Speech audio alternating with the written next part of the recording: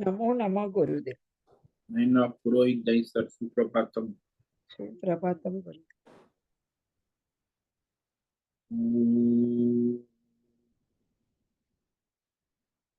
नमो भगवते वासुदेवाय। ओम नमो भगवते वासुदेवाय। ओम नमो भगवते वासुदेवाय। ओम नमो भगवते वासुदेवाय। ओम नमो भगवते वासुदेवाय। ओम नमो भगवते वासुदेवाय। ओम नमो भगवते वासुदेवाय। ओम नमो भगवते वासुदेवाय। ओम नमो भगवते वासुदेवाय। ओम श्री परमात्मने नमो नमः। ओम गणपतये नमो नमः। ओम सं सरस्वत्यै नमो नमः। ओम गं गुरुभ्यो नमो नमः। ओम सहना भवतु सहनौ भुनक्तु सह वीर्यं करवावहै तेजस्विनावधीतमस्तु मा विद्विषावहै। ओम शांति शांति शांति।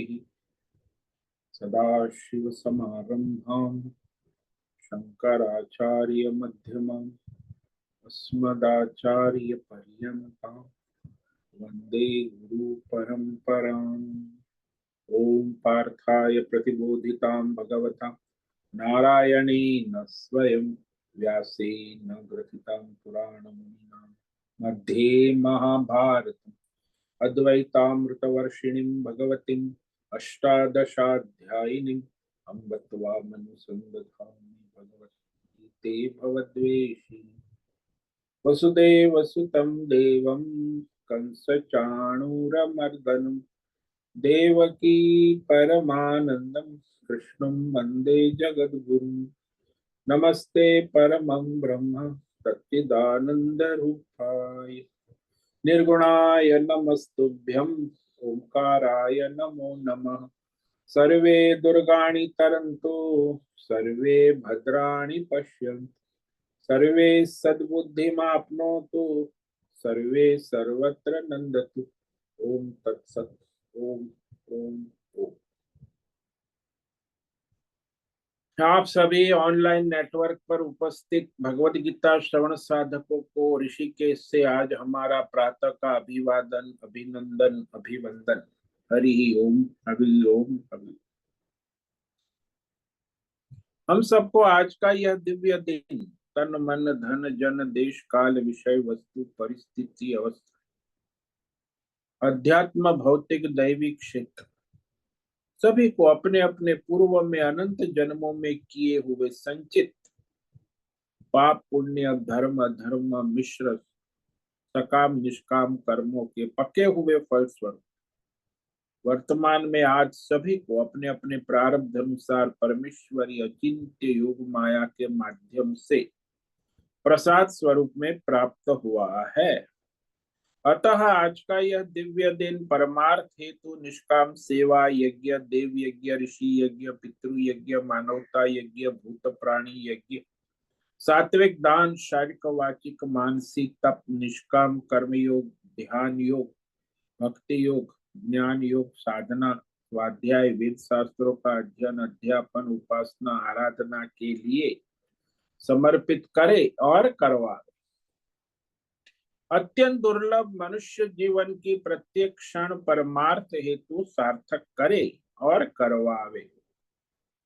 आज विक्रम संवत 2082 चैत्र मास कृष्ण पक्ष की 10वीं तिथि सायं 4:42 तक है। उसके बाद एकादशी लग जाती है। आज धनिष्ठा नक्षत्र दोपहर 12:06 तक है। उसके बाद शतमिषा नक्षत्र लग जाता है। आज बुधवार है और वसंत ऋतु चल रही है। ऋषिकेश का रात्रि का न्यूनतम तापमान 18 डिग्री सुबह 4 बजे का और दोपहर 2 बजे का अधिकतम तापमान 41 डिग्री रहा। वायु की गति 5-10 किलोमीटर प्रति घंटा चल रही है। ईस्वी सन 2025 23 अप्रैल 23 अप्रैल 2025 सुबह के 6:50 हो चुके हैं। कलयुग का प्रथम चरण 5126वां वर्ष 7वां वैवस्वत मनवंतर श्वेत वराह ब्रह्मा जी का 26वां दिन और 51वां वर्ष अभी चल रहा है। तो ऐसे अनंत कोटि ब्रह्मा और ब्रह्मांडीय परमेश्वरी अचिंत्य योग माया में हमारा यह एक ब्रह्मांड, इस ब्रह्मांड में ये पृथ्वी लोक में समुद्र के ऊपर जम्बू द्वीप में विश्व का एकमात्र वैदिक राष्ट्र भारत में उत्तर हिमालय प्रांत में उत्तराखंड राज्य में टिहरी जिले में हिमालयन शिवालिक पर्वतमाला के अंतर्गत मणिकूट पर्वत के ऊपर नीलकंठ महादेव के सामने ऋषिकेश नगरी में मुनि की रेती प्रांत में शीशम जाड़ी अवधूत बाड़ा आश्रम के सी ब्लॉक के पहले माले से 5 नंबर कमरे से गंगा किनारे से हम स्वामी उत्तमानंद सरस्वती भगवद गीता के आचार्य शिष्य स्वामी चिन्मयानंद सरस्वती महाराज चिन्मय मिशन कैवल्याद्वैत वेद व्यास भगवदपाद शंकराचार्य की श्रृंगेरी संन्यास परंपरा से शिक्षित दीक्षित सनातन वैदिक भारतीय हिंदू धर्म अनुसार संपूर्ण भगवद गीता ज्ञान यज्ञ ऑनलाइन चैतन्यमय जीवंत लाइव प्रसारण जूम एवं यूट्यूब के अंतर्गत व्याख्यान माला में अध्याय 11 विश्व रूप दर्शन योग के श्लोक नंबर 50 और 51 पर संस्कृत एवं हिंदी में व्याख्यान करेंगे। दिव्य पवित्र सरल व्यावहारिक सटीक पूर्ण वर्ण अक्षर पद वाक्य पंक्ति श्लोक अध्यायों की संगति संधि अन्वय शब्दार्थ वाक्यार्थ भावार्थ रस्यार्थ के यथार्थ तात्पर्य सहित वैदिक शास्त्र वेदव्यास साहित्य शंकर भाष्य एवं परंपरागत सन्यासी आचार्यों की टीका टिप्पणी सहित आज का यह भगवद गीता व्याख्यान करेंगे।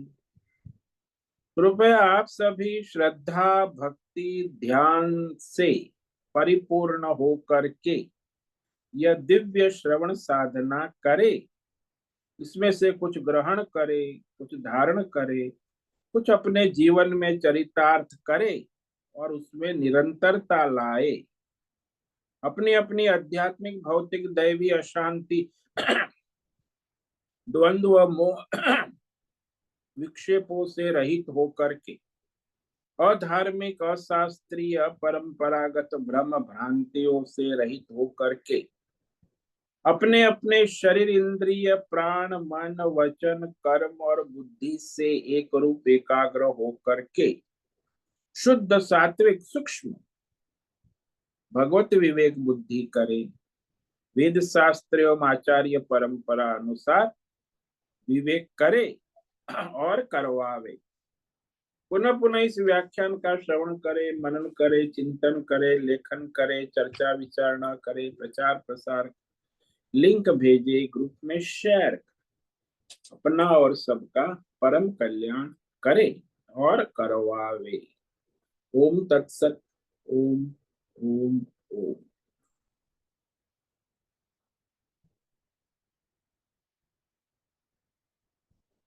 कल हमने श्रीमद् भगवत गीता अध्याय 11 विश्व रूप दर्शन योग के श्लोक नंबर 49 पर विवेक विचार किया था।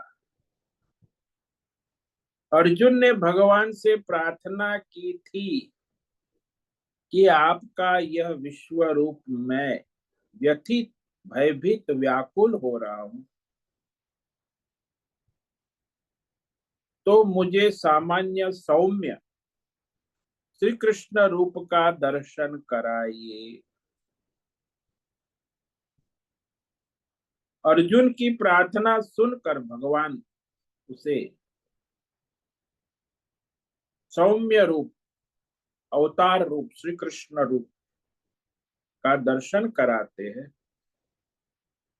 माते व्यथा मा च विमूढ़ भाव दृष्ट्वा रूपम घोरमिदृगम मेदम व्यपेत भी प्रीत मना पुनस्त्वम तदेव मे रूपमिदं प्रपश्य। भगवान कहते हैं, हे अर्जुन, ये जो मेरा भयंकर विश्व रूप है, महाकाल रुद्र, उसे देखकर तुम व्याकुल ना हो। तो यहाँ भगवान मां व्यथा, तुम्हें व्याकुलता मत हो, क्योंकि असंतोष, घबराहट, परिताप।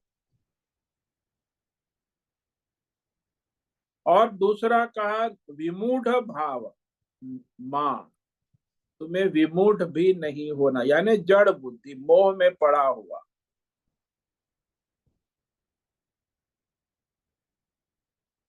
क्योंकि जिसको जानते हैं उसे ही नहीं जानते, इसे विमूढ़ भाव कहते हैं, अज्ञान। सामने है फिर भी नहीं दिखता।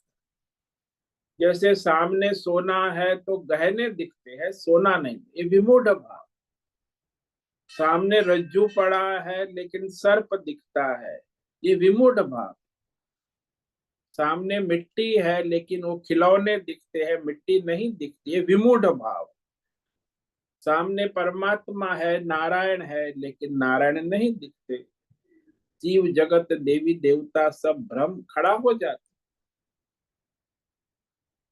तो ये विमूढ़ भाव नहीं होना। अब अर्जुन को कहते तुम भय से रहित हो जाओ, भय, और प्रीत मना,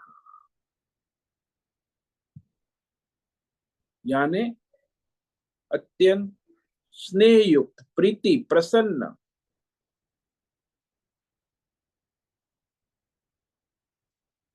और प्रीत मना, जैसे अत्यंत स्नेह और प्रीति से हम जुड़ते हैं, उसी भगवान कहते मेरे रूपम, ये जो सगुण अवतार श्री कृष्ण रूप, पुनः प्रपश्य, फिर से दोबारा देखो, पहले जैसा देखा था वैसा। हालांकि विश्व रूप और कृष्ण रूप में कोई फर्क नहीं है, ये सगुण है, वो निर्गुण है, सर्वव्यापक है। परमात्मा व्यष्टि समष्टि दोनों रूप में परमात्मा ही है।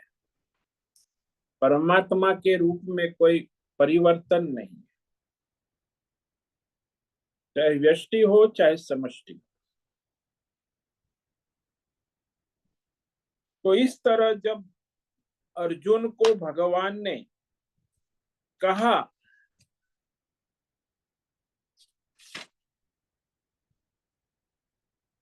तो फिर वह जो है संजय धृतराष्ट्र को कहता है, यहां भी सावधान करता है,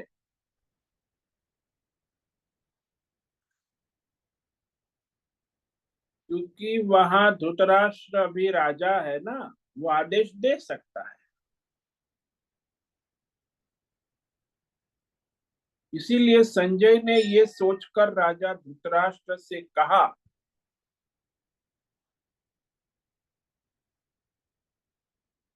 इत्यर्जुनं वासुदेवस्तथोक्त्वा स्वकं रूपं दर्शयामाश भूयः आश्वासयामाश च भीतमेनं भूत्वा पुनः सौम्य वपुर्महात्मा। इति इति यानी इस प्रकार वासुदेव भगवान श्री कृष्ण ने अर्जुनम अर्जुन के प्रति कहकर उसे जागृत कर सावधान कर फिर वैसे ही अपने रूपम अवतार रूप श्री कृष्ण सारथी रूप स्वजन रूप दर्शयामाश अर्जुन को दिखलाया। संजय कह रहा धृतराष्ट्र से कह रहा और फिर पुनः महात्मा यानी महान आत्मा परमात्मा ही महान आत्मा श्री कृष्ण के सौम्य रूप को देखकर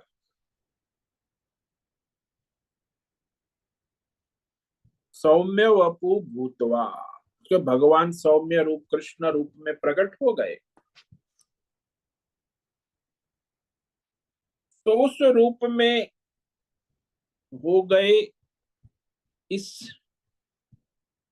और अर्जुन को धैर्य आश्वासयामास दुलारा। अरे अर्जुन क्या है देखो मैं श्री कृष्ण तुम्हारे सामने खड़ा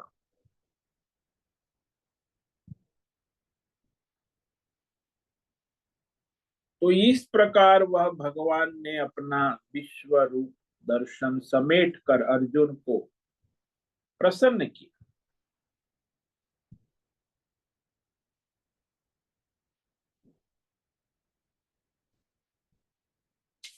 तो यहाँ जो भगवान कह रहे हैं मया प्रसन्नेन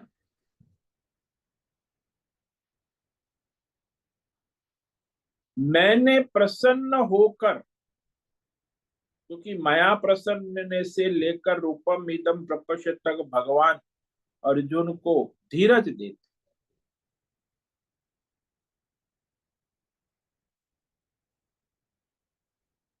कि देखो अर्जुन मैं तुम्हारे सामने खड़ा हूं स्वकम तथा रूपम भूय दर्शय अपने श्री कृष्ण रूप को पुनः दिखा दिया।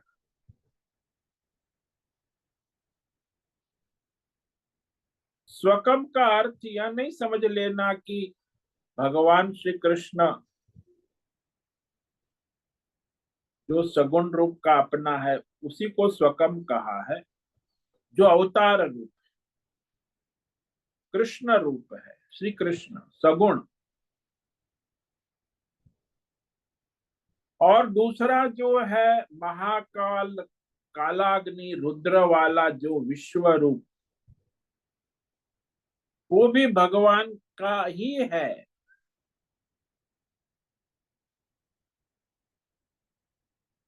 यानी परमात्मा का ही विश्व रूप जैसा है वैसा ही यह सगुण श्री कृष्ण रूप भी है। ये श्री कृष्ण रूप और विश्व रूप दोनों में व्यष्टि समष्टि ऐसा कोई भेद नहीं है।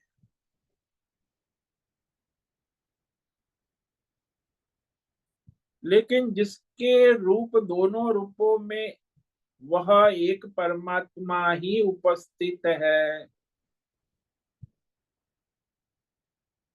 स्वकम स्वकीयम स्वजन है ना यह स्वकीयम का अर्थ स्वजन भी होता है कि मेरे बुआ के बेटे स्वजन रूप में जिसे तू मेरे भाई के रूप में देख इस तरह जानता है वह श्री कृष्ण रूप तू देख ले सामने मैं खड़ा हूं।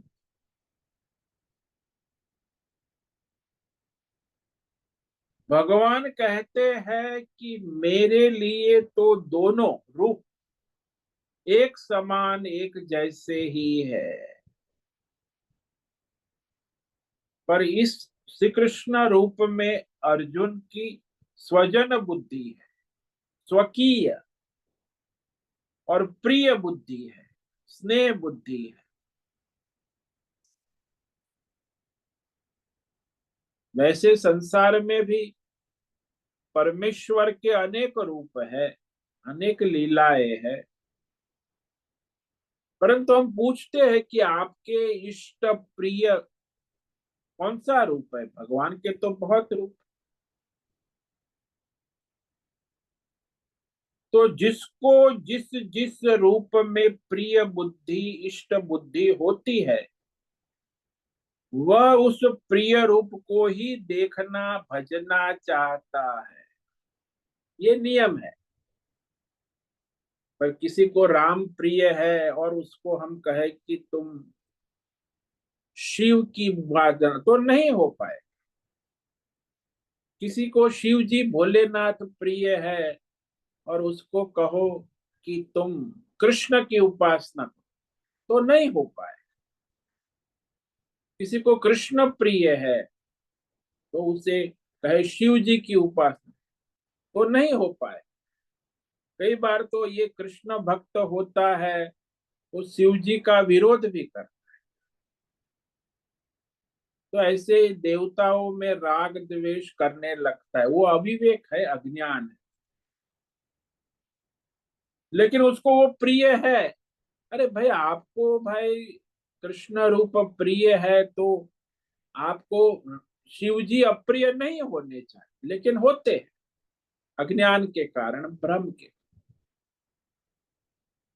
शिव जी आपको प्रिय नहीं है, आपको कृष्ण प्रिय है, अच्छी बात है। लेकिन शिव जी भी भगवान का रूप है। आपको किसी के प्रति द्वेष भाव नहीं, क्योंकि भगवान है ना। चाहे अल्लाह हो, चाहे जीसस हो, चाहे गॉड हो, चाहे कोई भी, जैन हो, बुद्ध हो, महावीर हो, अब जिसको वे भगवान कहते, वो भगवान किसी भी रूप में, भगवान तो सभी रूप में उपलब्ध है ना। तो आप अपने इष्ट देव को पसंद करोगे, प्रिय करोगे, और दूसरे भगवान के रूपों का द्वेष करोगे, तो आप भगवान क्या ही द्वेष करते हो। आपकी भगवत भक्ति में बाधा उत्पन्न होगी। इसीलिए स्वकीय रूपम, परमेश्वर के अनेरूप होने पर भी जिसको जिस रूप में प्रिय बुद्धि इष्ट बुद्धि होती है, उस प्रिय रूप को ही वह भजना चाहता है, देखना चाहता है, पूजना चाहता है। लेकिन यही एक बड़ी है कि दूसरे रूपों को द्वेष करने लगता है। ये उसकी दुर्गति का कारण बन जाता है। हालांकि आप किसी भी परमेश्वर के रूप में कोई फर्क नहीं पड़ता। भाई, परमेश्वर परमात्मा ही हर रूपों में है, कण कण क्षण क्षण। उसे चाहे अल्लाह कहो, चाहे तीर्थंकर कहो, चाहे देवी देवता रूप में कहो, चाहे सूर्य कहो, चाहे पृथ्वी कहो, चाहे माता कहो, पिता कहो, बंधु कहो, कृष्ण कहो, राम कहो, शिव कहो। अरे भाई, सारे परमात्मा के ही। लेकिन आपको जो प्रिय है, अच्छी बात है,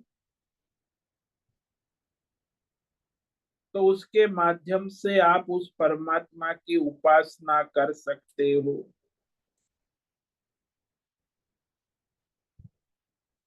ये मनुष्य के लिए एक सहायता है कि भगवान का भजन सेवा पूजा करनी है, तो जो इष्ट है, प्रिय की आराधना उसके लिए कल्याणकारी है। भगवान को कोई फर्क नहीं पड़ता। भगवान कृष्ण के कोई बाल रूप की पूजा करे, के यौवन रूप की पूजा करे, के सारथी रूप की, भगवान तो भगवान है। आप किसी भी नाम रूप से आराधना करो, भगवान तो सर्वत्र उपलब्ध है।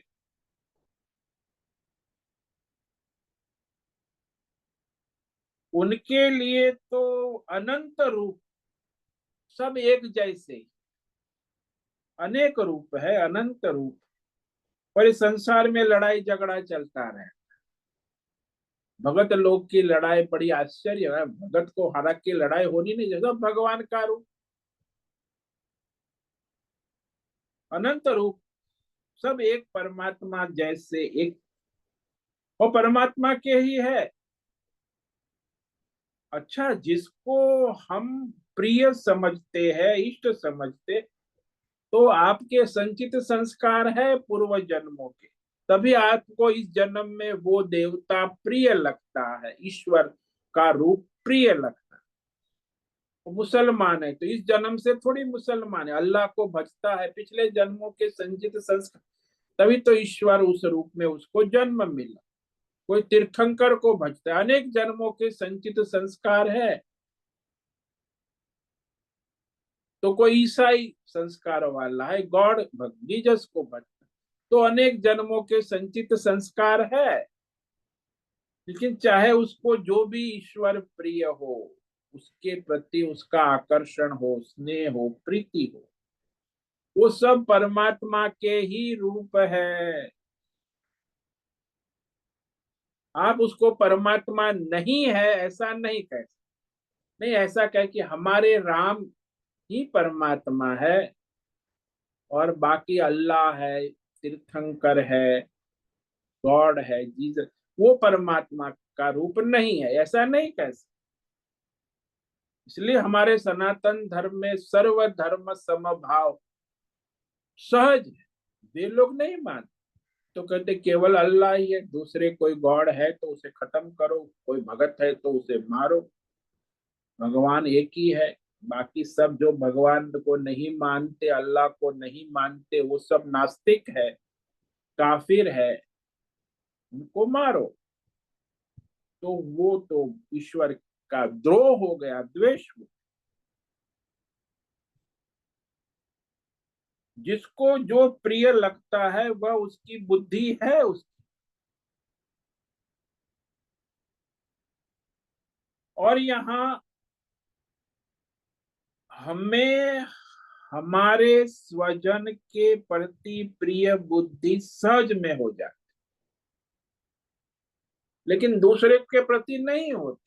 जैसे आपके स्वजन है, आपकी माँ है, आपकी बहन है, आपका भाई है, आपका पति है, पत्नी है, बच्चे है, तो उनके प्रति स्वकीय बुद्धि, प्रिय बुद्धि, स्नेह सहज में हो रहती, करनी नहीं पड़ती, सहज में रहती। भूय मायने, जो अर्जुन को पहले जैसे भगवान श्री कृष्ण सखा मित्र रूप में थे, वैसा ही रूप,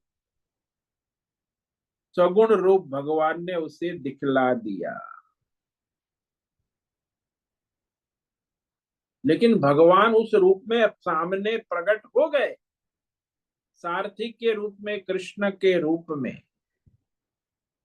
लेकिन अर्जुन अभी भी कांप रहा है, भयभीत है। विश्व रूप का प्रभाव इतना है, क्योंकि क्षण मात्र में भय निराकरण नहीं होता, भय जाता नहीं, थोड़ी देर के लिए उसकी अनुवृत्ति बनी रहती। तो अर्जुन को देखा भगवान ने, भयभीत देखा, भयभीत अर्जुन को ही भगवान ने आश्वासयामास, आश्वासयामास यानी उसे दुलारा। अरे प्यारे अर्जुन, अरे अर्जुन, तू घबरा नहीं, घबरा नहीं, घबरा नहीं, मैं देखो श्री कृष्ण तेरे सामने खड़ा हूं, तुझे डरने की कोई आवश्यकता नहीं है, तू भयभीत मत हो। जैसे वो बच्चा भयभीत हो जाता है तो माता पिता उसे आश्वासन, अरे तू डर मत, मैं तेरे साथ हूं, तेरे सामने हूं। तो वह बच्चा अपने माँ को लिपट लेता है, फिर भी भय में तो है, गर्दन माँ के दोनों पैरों में छिपा के, भय के कारण। लेकिन फिर माँ उसे दुलारती, अरे ये कोई तेरे चाचा है। फिर उसे धीरे धीरे दुलार के जागृत कर। ऐसे भगवान भी यहाँ आश्वासयामास, क्योंकि अर्जुन भयभीत है और अत्यंत भयभीत। भयानक स्वप्न देखने के बाद जगा हुआ मनुष्य जैसे अत्यंत भयभीत होता है, थोड़ी देर के लिए तो भय में ही रह, फिर धीरे धीरे होश में आता है कि वो सपना था। उठ के भी कहता है, अरे मुझे बड़ा डर लग रहा है, मैंने बड़ा डरावना स्वप्न देखा। तो फिर दूसरे कहेंगे उसके, अरे वो तो सपना था, अब डरने की क्या जरूरत है, तू तो जग गया, सपना था, उसमें कुछ था नहीं अपना। उसे निकालना पड़ता है, भय इतना बना रहता है। ऐसे ही भगवान ने भी उसे दुलारा, आश्वासन दिया, समझा कर उसे अपने स्वाभाविक अर्जुन क्षत्रिय स्वभाव में जागृत किया, अपने स्वरूप को दिखाया, सौम्य वपु पुनः भूतवा। एक तो भगवान ने अपने को कृष्ण रूप में प्रकट किया और अर्जुन को भी आश्वस्त किया कि अरे अर्जुन, तुम घबराओ मत, मैं तुम्हारे साथ हूं। स्वाभाविक प्रकृति में अर्जुन को लाया।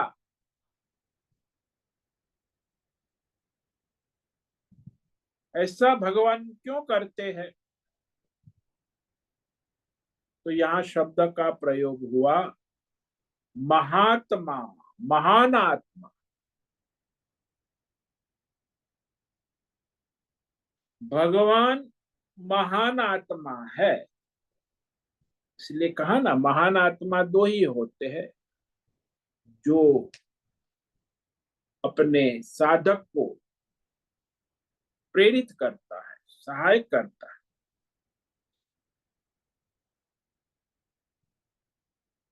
भगवान जो है, पहले अर्जुन की प्रार्थना स्वीकार की, तो अर्जुन को तुरंत विश्व रूप दर्शन कराया। लेकिन वो कुछ देख नहीं पा रहा था, तो भगवान ने उसे दिव्य चक्षु ज्ञान दृष्टि प्रदान की। दिव्य ज्ञान दृष्टि, ज्ञान चक्षु से वो देख रहा था। फिर अर्जुन बड़ा भयभीत हो गया, फिर प्रार्थना करने लगा,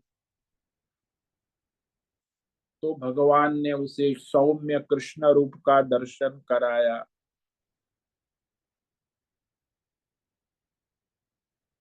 तो इस तरह जो परम कृपालु, दयालु और उसके ऊपर अनुग्रह करने वाले महात्मा कहे जाते, ये महान ऐश्वर्य युक्त महात्मा भगवान श्री कृष्ण अर्जुन पर अनुग्रह कर, और अनुग्रह निरंतर बनाए रखते। ऐसा नहीं कि एक बार अनुग्रह किया तो महात्मा। संसार में भी देखा जाता है ना कि जो महात्मा लोग होते उसके पास लोग जाते हैं, हालांकि होते हैं मूर्खता का प्रदर्शन करते हैं, लेकिन महात्मा उसे मूर्खता को ऊपर करते, अरे भाई ठीक है, अज्ञानी है, अविवेकी है, मूर्ख है, तो उन्हें दया करुणा और कृपा बनी रहती, चाहे जैसा भी व्यवहार हो। उसके दुर्व्यवहार से वो प्रभावित नहीं हो। जैसे एक बार एक महात्मा थे, यहाँ गंगा किनारे रहते थे झोपड़ी में। तो भंडारे में कुछ सामान मिलता है, छाता है, बाटल है, कपड़े है, कम्बल है, कुछ सामान पड़ा था। वो कड़ी तो मारते नहीं। तो एक चोर आ गया, महात्मा जाग रहे थे, उसने सब गठरी बांधी, वही कपड़े में पूरी सामान सब इकट्ठा किया। गठरी बांध कर, वो कमजोर था, दुबला पतला था, उठा नहीं पाया। महात्मा जी को लगा, रे बेचारा कमजोर है, उठा नहीं पा रहा। महात्मा बिस्तर से उठ गए, कहा, अरे अरे प्रभु जी, आपसे उठ नहीं पा रही गठरी, मैं आपकी गठरी उठा लेता हूँ, कहिए महात्मा जी कहाँ रखे आप। तो गठरी उठा ली महात्मा जी के, चलो आप जहाँ चाहो, कहाँ है आपका डेरा, तो ये गठरी मैं पहुंचा देता हूँ। चोर तो पसीना पसीना हक्का बक्का हो गया, गिर गया पैर। अरे महात्मा जी, देखो महात्मा की ऐसी भावना हो, वो चोर को मारने पीटने नहीं दौड़ते। पता है कि वो उसके प्रति दया करुणा, चाहे जैसा भी व्यवहार करे, उसके प्रति उसकी दया करुणा हमेशा बनी रहती है। इसे महान ऐश्वर्य वाले महात्मा, महत का मतलब भी है कि ऐसा महान ऐश्वर्य की कभी कम नहीं होता, बना रहे। विशेष बात यह है कि महात्मा कभी भी मायावी सांसारिक भौतिक अध्यात्म दैव सिद्धि और समृद्धि आदि विषयों से प्रभावित नहीं होते हैं। तो ये परमात्मा को देखते हैं ना। सामान्य मनुष्य तो ये दुनियादारी भौतिक माया आध्यात्मिक दैवी से प्रभावित हो जाए, अरे कितना बड़ा आदमी है, कितनी बड़ी गाड़ी है, कितना बड़ा अरे सूर्य देखो कितना बड़ा देवता है, चंद्रमा, अरे प्रभावित हो जाए देवताओं से, मनुष्यों से, भौतिक सिद्धियों से, आध्यात्मिक योग सिद्धि, किसी को योग, किसी की दैवी सिद्धि है। लेकिन महात्मा कभी भी किसी की भी, अपनी या दूसरों की भौतिक अध्यात्म दैवी मायावी सिद्धियों से प्रभावित नहीं हो सकते हैं, क्योंकि भौतिक अध्यात्म दैव सांसारिक जो मायावी सिद्धि प्रसिद्धि है, वो अज्ञानी जीवात्मा ही उससे प्रभावित होते हैं, अल्पात्मा। परमात्मा को जो नहीं जानता है, अज्ञानी है, वही ये सांसारिक सिद्धियों से प्रभावित हो जाते हैं, फैन बन जाते, फैन, अरे भाई फैन, फैन की तरह घूमते रहते फिर उसके आसपास। अज्ञानी है, मूर्ख है, अल्प बुद्धि है। तो एक विषय उनको खुश करता है, उससे विपरीत दूसरा विषय उन्हें दुखी करता है, भयभीत करता है। संसार में यही देखा है, हमेशा दुविधा में रहते, कभी खुशी कभी गम, कभी विषय खुश करता है, कभी वही विषय उसे दुखी करता है। तो सारे विषय बदलते रहते हैं और उसके विपरीत जो परिस्थितियां उत्पन्न होती रहती है, उसमें वो लगातार सुबह से शाम सुखी दुखी सुखी दुखी, कभी खुश कभी गम, कभी खुशी कभी गम, कभी निर्भय कभी भयभीत, द्वंद्व में ही रहता है, क्योंकि परमात्मा का दर्शन नहीं है ना। परंतु भगवान तो स्वयं महात्मा है, श्री कृष्ण स्वयं। तो भगवान ने अर्जुन को ऐसा नहीं कहा, तूने पहले कहा था कि मुझे विश्वरूप दर्शन देखना है, तो मैंने दिखा दिया, देखते रहो। अब कह रहा है कि मुझे आपका सौम्य कृष्ण रूप दिखाओ, तो भगवान ने उसे डांटा नहीं कि क्यों कहा तूने विश्व रूप दर्शन का। सामने तो लोग ऐसा ही, अरे तूने कहा फिर क्यों बदल गया, तेरी दिमाग बदल रहा है, बुद्धि बदल रही है। तूने ही तो कहा था कि मुझे विश्व रूप दर्शन कराइए, तो मैंने करा, अब कहता है मुझे वो फिर, अरे भाई ये क्या है। तो तुरंत वो जो विरोध करने वाले, द्वेष करने वाले कि अरे भाई तुम बार बार मुझे परेशान कर रहे हो, तो दुर्व्यवहार करने वाले से महात्मा परेशान नहीं होता।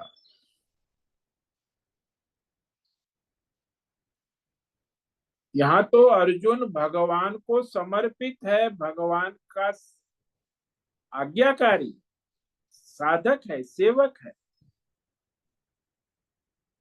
और भगवान का सेवक ना हो तो भी भगवान अनुग्रह कृपा का, महात्मा की बात आती है ना, तो महात्मा भी शत्रु पर भी कृपा करते, अनुग्रह का। एक बार एक महात्मा चंद्रभागा नदी में स्नान करने, पंढरपुर की बात, तो वो स्नान करने जा रहे, तो पठान को बड़ा द्वेष था। तो वो जब निकले तो उसके ऊपर कुल्ला कर दिया। उसने देखा है पठान मुसलमान, कुल्ला कर दिया, फिर से स्नान कर, स्नान करके मंदिर जाते थे, पंढरपुर पूजा, फिर कुल्ला, 100 बार उसने कर, फिर वो विठल विठल करके फिर स्नान। उन्होंने उसके प्रति द्वेष भाव किया ही नहीं, और फिर वो थक गया, पठान का हृदय परिवर्तन हो गया। फिर राक्षसों का हृदय भी परिवर्तन हो जाता है महात्मा के पास। तो फिर पैर में गिर पड़ा, अरे महात्मा जी मैंने आपको कितना परेशान, 100 बार स्नान कराया, आप तो मंदिर में भी आते, सुबह 4 बजे से ये चल रहा था, मैं कुल्ला करो और तुम स्नान करने जा, इतने 2-3 घंटे, फिर आप थके नहीं। अब मैं ये पश्चाताप हो रहा है। तो महात्मा ने उसे कहा कि अरे पठान जी, इसमें परेशानी की क्या बात है, आज तो आपको मैं धन्यवाद देता हूँ कि आज मुझे आपने 100 बार चंद्रभागा नदी में स्नान करने का पुण्य अवसर प्रदान किया। आप धन्यवाद साधुवाद के पात्र है। आपने मुझ पर इतनी कृपा की, अनुग्रह किया, जिसके कारण मैं 100 बार चंद्रभागा स्नान का पुण्य प्राप्त किया, तो आपका अनुग्रह है। तो इसे कहते हैं महात्मा। भगवान और महात्मा दोनों में बराबरी है। मनुष्य इतने कपा नहीं, आज मनुष्य कितने पाप करता है कि फिर भी भगवान उस पर अनुग्रह करता है, कृपा करते, दया करते। आप देखो आपके जीवन में आपने कितना दुर्व्यवहार, फिर भी भगवान जो है, इसलिए भगवान को महात्मा कहते, और महात्मा तो महात्मा है ही। अर्जुन भी भगवान के प्रति समर्पित है। इसीलिए कोई भी चाहे जितना भी अजीबो गरीब व्यवहार करता हो, दुर्व्यवहार करता हो, लेकिन भगवान उसको, उसकी बुराई को नहीं देखते, और ये महात्मा लोग भी किसी की बुराई को नहीं देखते, धैर्य पूर्वक उस पर कृपा अनुग्रह करते रहते हैं। संसार में बेवकूफ और मूर्खों की कमी नहीं, और उस पर अनुग्रह कृपा करने वाले परमात्मा और महात्माओं की भी कमी नहीं है। तो ये जो सारा संसार भगवान के अनुग्रह कृपा से चलता है, ये बेवकूफ मूर्खों के द्वारा नहीं चलता, लेकिन वो करते ही रहते। भगवान उसे प्रसन्न करते, उनके संशयों का निराकरण करते, उनकी मूर्खता, उनकी बेवकूफी को झेलते हैं, और उस पर दया करुणा करते हैं।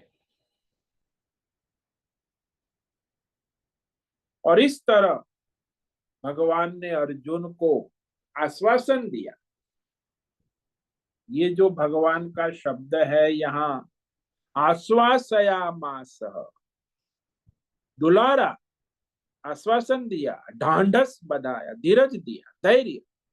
अरे अरे अर्जुन, तुम डरते क्यों हो? मैं खड़ा हूं ना, देखो सामने तुम्हारा सखा मित्र श्री कृष्ण, तुम्हारा सारथी तुम्हारे सामने खड़ा हूं। देख मेरी ओर आंख उठा के देख। डरो मत।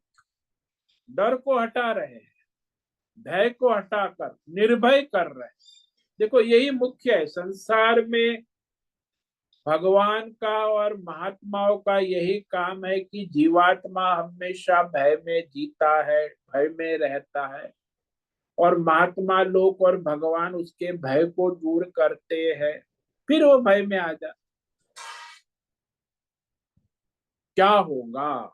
मनुष्य का जीवन, अज्ञानी तो भय में रहता ही है, भय से ही जीवन चलता है उनका। स्वयं भी भय में रहता है, दूसरों को भी भय देता रहता है। लेकिन निर्भय जो है वो भगवान है, और निर्भय करने वाले भी भगवान है। और निर्भय एक महात्मा है। मनुष्य समाज में महात्मा निर्भय होता है और वो दूसरों को भी निर्भय करता है। यहाँ अर्जुन निर्भय हो गया भगवान के आश्वासन से, और अर्जुन अपनी स्थिति बता रहा है। ये आगे का श्लोक है, तो इस श्लोक को आज पढ़ेंगे, इस पर विचार कल करेंगे। निर्भय होकर अर्जुन बोल रहा है। श्री अर्जुन उवाच दृष्ट्वेदं मानुषं रूपं तव सौम्यं जनार्दन, इदानीमस्मि संवृत्तः सचेता प्रकृतिं गतः। अर्जुन भगवान को कहता है, हे जनार्दन, जनार्दनम यानी लोगों के कष्ट दुख को दूर करने वाले, कष्ट दुख का नाश करने वाले जनार्दन, परमेश्वर, परमात्मा।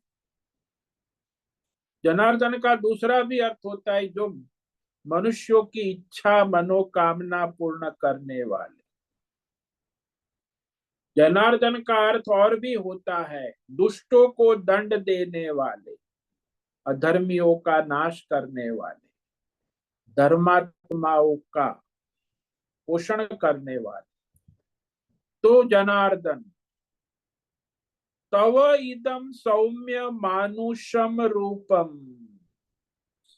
अर्जुन कहता है कि भगवान, आपके ये जो अत्यंत सौम्य, सरल, प्रसन्न, प्रिय, सुंदर मानुष्य रूपम का, देखो मानुष भगवान अवतार रूप में है ना, श्री कृष्ण रूप, सखा रूप है।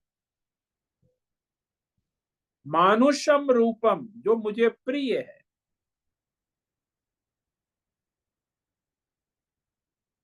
दृष्टवा इसे देखकर, इदानीम सचेता, हाँ मैं अब सचेत हो गया। सचेत यानी होश में आ गया, शांत हो गया, मन मेरा स्थिर हो गया, जान में जान आ गई, स्थिर चित्त, सचेता, स्थिर चित्त हो गया हूं, भय से मुक्त हो गया। प्रकृतिम गताः, मैं अपनी स्वाभाविक प्रकृति, क्षत्रिय वृत्ति, अर्जुन वृत्ति, स्थिति, स्वाभाविक स्थिति को प्राप्त हो गया हूं। प्रकृतिम गतः, जो विश्वरूप दर्शन पहले मेरी स्थिति थी, वह पहले की अवस्था, अर्जुन अवस्था, क्षत्रिय अवस्था, सामान्य प्रकृति, मानवीय प्रकृति को प्राप्त हो गया हूं। पहले जैसा था वैसा प्रकट हो गया। प्रकृतिगतः।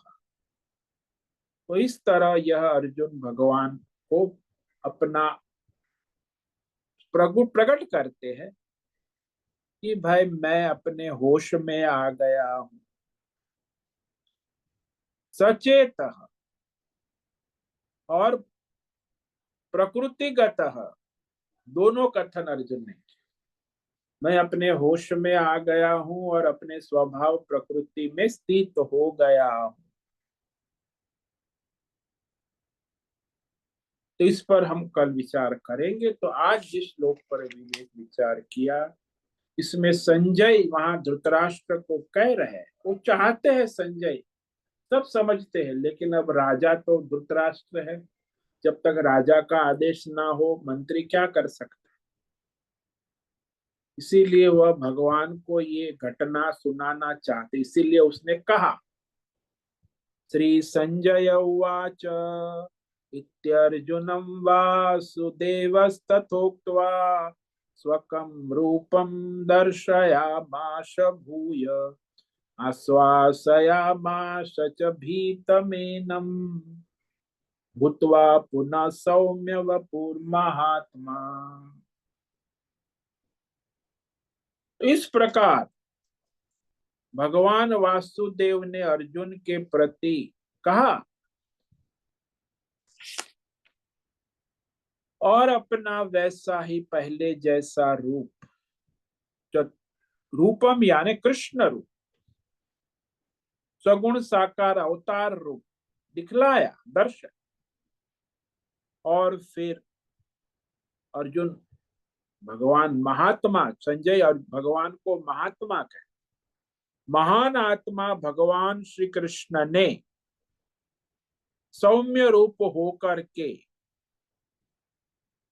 भयभीत अर्जुन को आश्वासयामास, धीरज दिया, दुलारा। अरे अर्जुन देखो, डरो मत, मैं तुम्हारा सखा श्री कृष्ण, तुम्हारा सारथी तुम्हारे सामने खड़ा हूं, डरो मत। भय से उसे मुक्त किया। ओम नमो नारायणाय, ओम नमो नारायणाय, ओम नमो नारायणाय, ओम नमो नारायणाय, ओम नमो नारायणाय। कायेन वाचा मनसेन्द्रियैर्वा बुद्ध्यात्मना वा प्रकृते स्वभावात् करोमि यद्यत् सकलं परस्मै नारायणायेति समर्पयामि। ओम सर्वे भवन्तु सुखिनः, सर्वे सन्तु निरामयाः, सर्वे भद्राणि पश्यन्तु, मा कश्चित् दुःखमाप्नुयात्। अस्तु मा सद्गमय, तमसो मा ज्योतिर्गमय, मृत्योर्मा मृतंगम। ओम पूर्णमद पूर्णमिदं पूर्णात् पूर्णमुदच्यते पूर्णस्य पूर्णमादाय पूर्णमेवावशिष्यते। ओम शांति शांति शांति। शंकरं शंकराचार्यं केशवं बादरायणं सूत्र भाष्य कृतौ वंदे भगवन्तौ पुनः पुनः। ईश्वरो गुरुरात्मेति मूर्ति भेद विभागिने व्योमवद्व्याप्तदेहाय दक्षिणामूर्तये नमो नमः। ओम गुं गुरुभ्यो नमो नमः। ओम तत्सत् ब्रह्मार्पणमस्तु। ओम ओम ओम।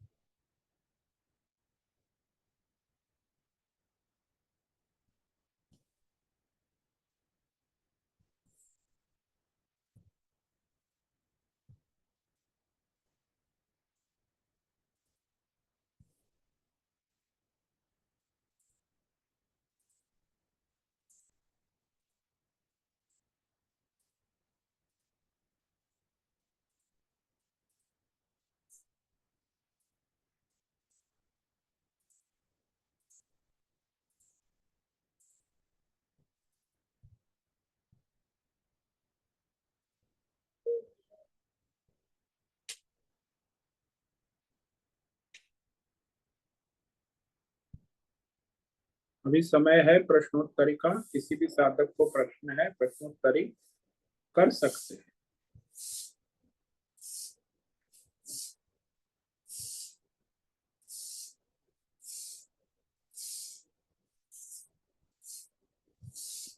ओम नमो नारायण स्वामी जी। हाँ बोलो हेमा।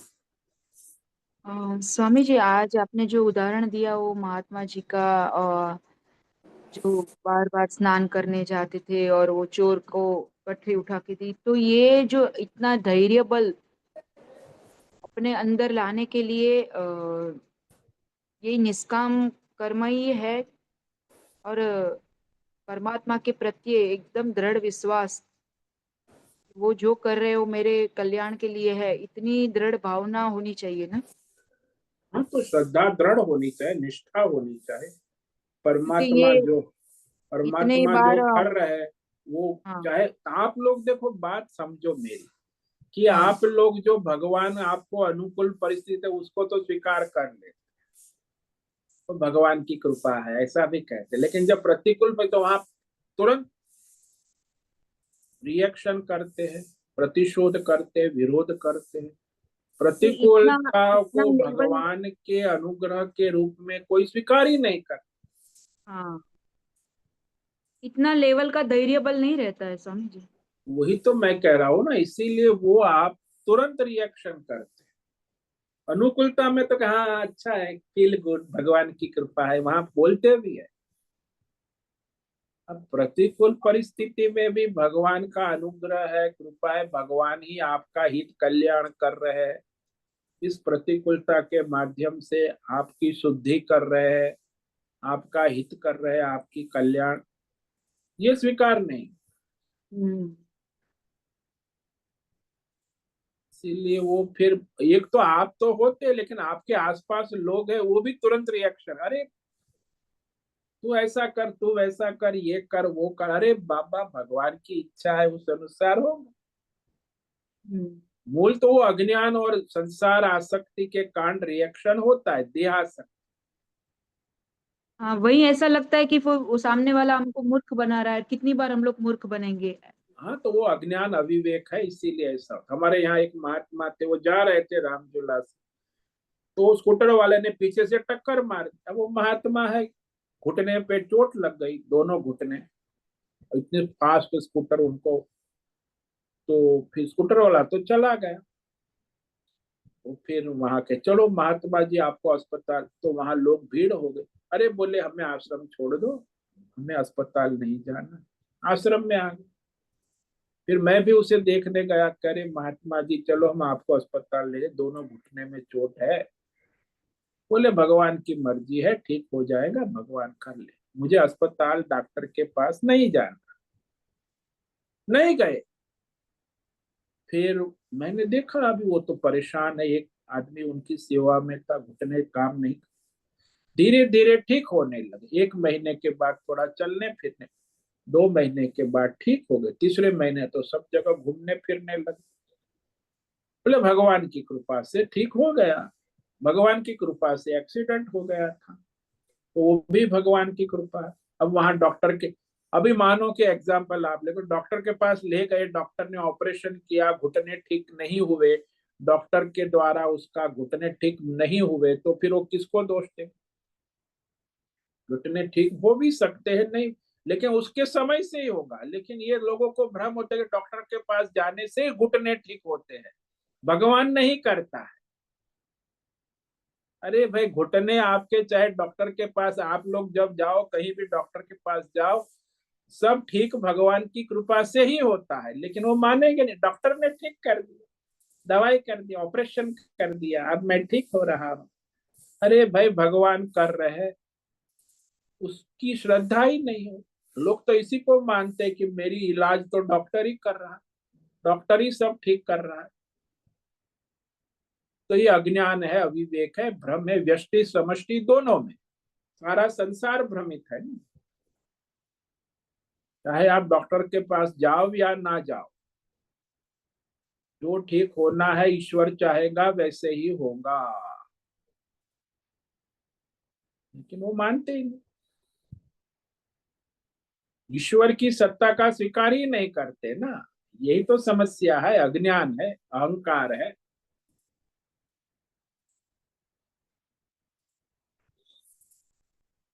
तो ये धैर्य बल बढ़ाने के लिए निष्काम कर्म। हाँ, उसके सिवा संभव नहीं। सकाम कर्म करने वाले में कोई धैर्य नहीं हो सकता। वो तो कामना कर्म और काम क्रोध लोभ मोह में क्या धैर्य रखेगा? वो तो भटकता रहेगा, रिएक्शन करता रहेगा, स्वयं भी परेशान रहेगा, दूसरों को भी परेशानी अशांति बांटता रहेगा। वो कभी किसी का भला अपना ही नहीं करेगा, दूसरों का भी नहीं करेगा। निष्काम भाव से करेगा, ईश्वर को लाएगा, तब जाके उसका संभावना है। केंद्र बिंदु में ईश्वर को रखना ये सबसे बड़ी उपलब्धि, लेकिन नहीं रखते लोग। केंद्र बिंदु बदलता ही रहता है सुबह से शाम तक। कभी पत्नी आ जाती है केंद्र बिंदु में, कभी पैसा आ जाता है, कभी देवी देवता आ जाते हैं, न जाने क्या क्या आता जाता रहे। केंद्र बिंदु बदलता ही रहता है। ये विमूढ़ आत्मा कहते हैं, विमूढ़ता है, मूर्खता है। केंद्र बिंदु एक ही परमात्मा होना चाहिए जीवन का, तब जाके ईश्वर का अनुग्रह कृपा का अनुभव होने लगता है। हाँ स्वामी जी, बहुत बहुत धन्यवाद। ओम नमो नारायणाय। ओम नमो नारायण।